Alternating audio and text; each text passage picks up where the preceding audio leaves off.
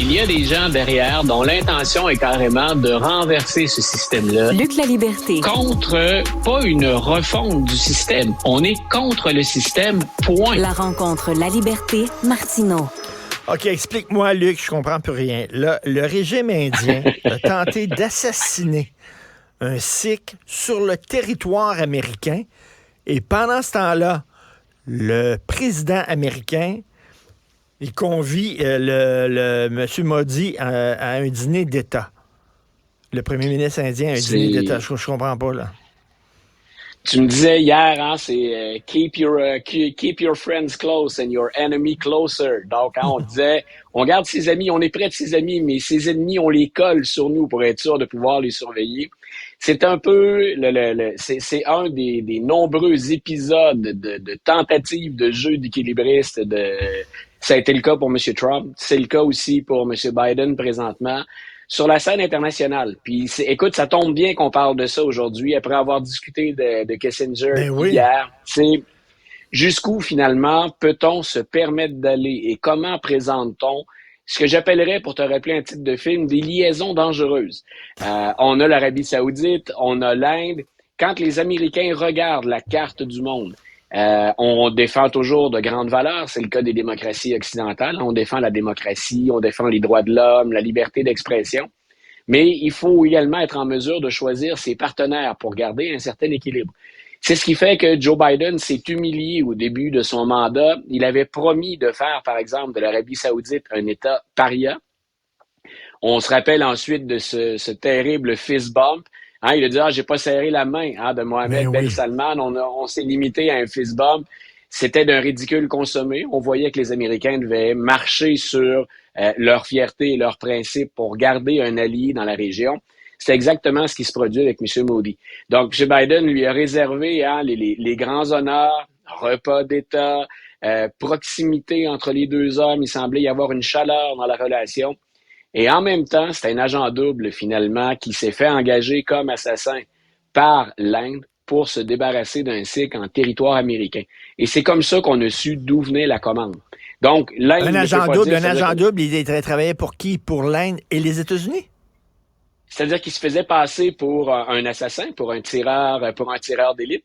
Il s'est fait passer donc pour un mercenaire qu'on pouvait engager pour faire le travail.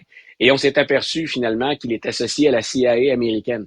Donc, c'est lui qui a dit, finalement, on n'a pas assassiné cette personne-là, mais j'ai reçu la commande.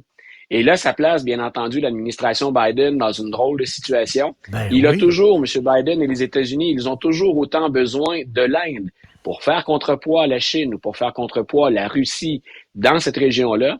En même temps, qu'est-ce que ça paraît mal aux yeux des Américains alors qu'on approche de la campagne électorale, qu'on s'associe avec quelqu'un qui élimine ses ennemis. Exactement, on dirait une réplique, sauf que dans ce cas-ci, on n'a pas exécuté l'ordre.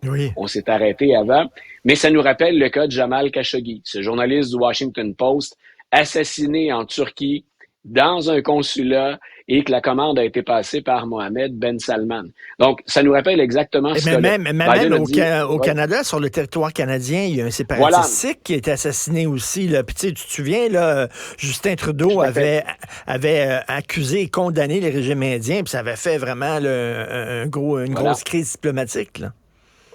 Oui, puis tu vois, dans le cas de Justin Trudeau, les Américains étaient pas loin derrière quand c'est arrivé. C'est pas le genre de choses qu'on va mettre aux nouvelles là, au premier plan, mais les Américains étaient au fait de cette situation-là, s'en inquiétaient, et c'est fort probablement parce qu'on traversait la même chose de l'autre côté de la frontière.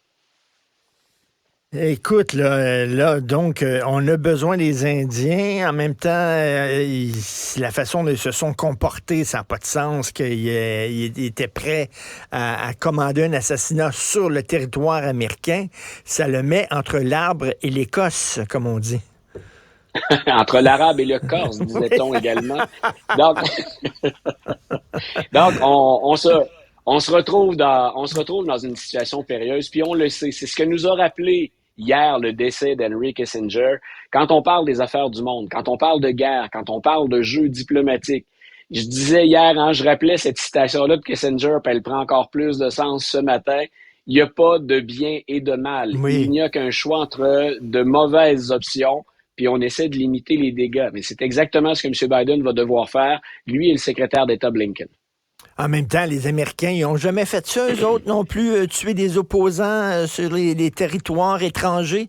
Ils n'ont jamais fait ça. Tu parlais hier, là, justement, là, ben, en fait, c'est Joseph Facal qui me disait ça, que la CIA il avait fomenté des coups d'État là, en Amérique du Sud. Là. C'est pas un secret pour personne. Donc, L'Amérique du Sud, je rappelle le titre d'un excellent ouvrage. On a appelé ça la cour arrière des États-Unis.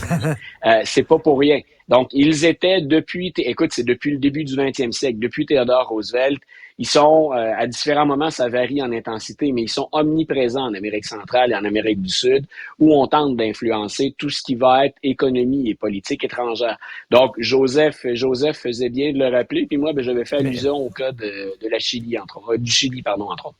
écoute, le Mossad, là, puis les services de contre-espionnage israéliens, on nous vante toujours leur rigueur, leur sérieux, même leur rudesse, là, au lendemain de l'attaque terroriste contre les athlètes israéliens à Munich en 1972. Hein, on a tous vu le film de Spielberg, Munich, qui était basé sur des faits véridiques. Le Mossad avait mis sur pied une escouade de tueurs et ils ont retracé un à un les responsables de cette attaque-là pour les abattre, pas les arrêter puis les amener devant les tribunaux. Boum, une balle entre les deux yeux. C'est comme ça que le Mossad procède.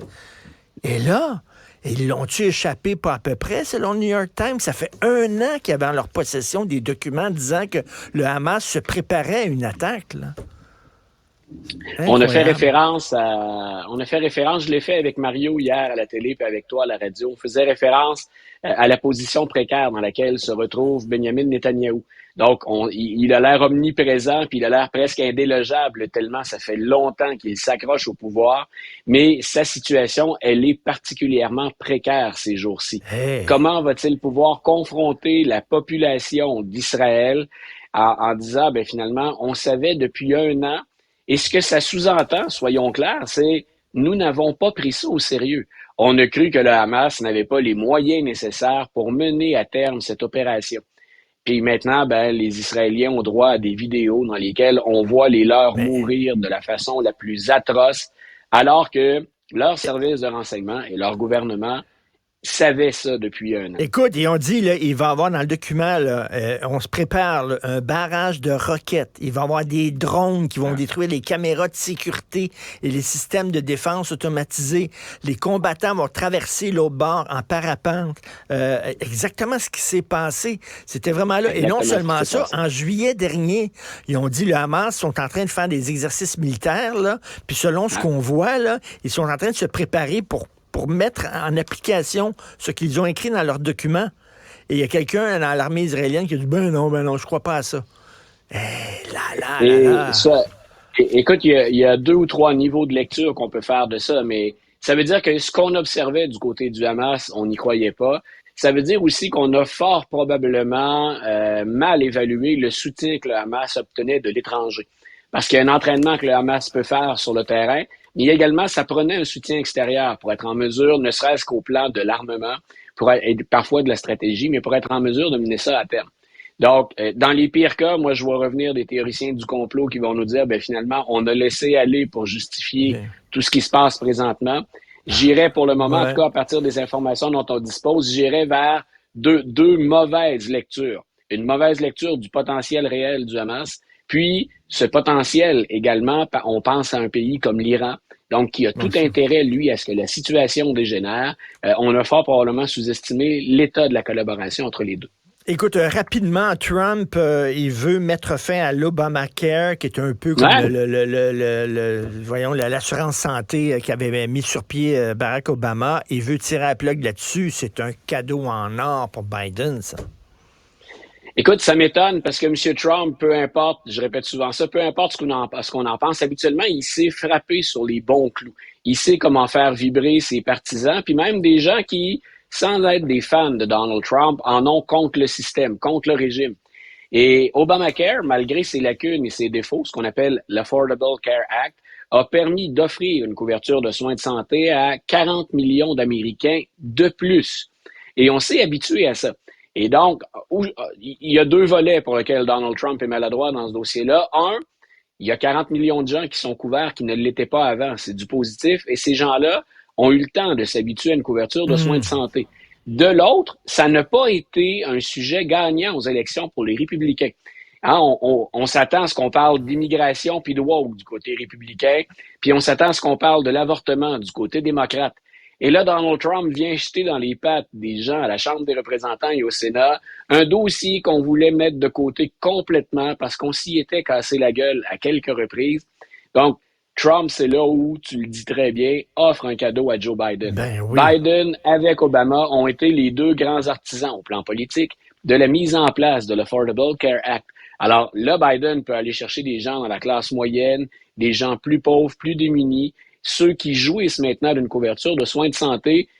Écoute, on rapportait dans la plupart des médias bien informés aux États-Unis, on a déployé une armée de conseillers de Joe Biden pour dire « OK, Trump vient de nous faire un cadeau, on va pas le manquer, allez me chercher ce cadeau puis exploitez-le au maximum. » Donc, on est déjà en train de récupérer l'histoire. Ben, écoute, c'est Noël au tout début décembre pour les démocrates. Merci beaucoup. Bon week-end, Luc. On se reparle lundi. Salut. Bon week-end, Richard. Bye. Ce balado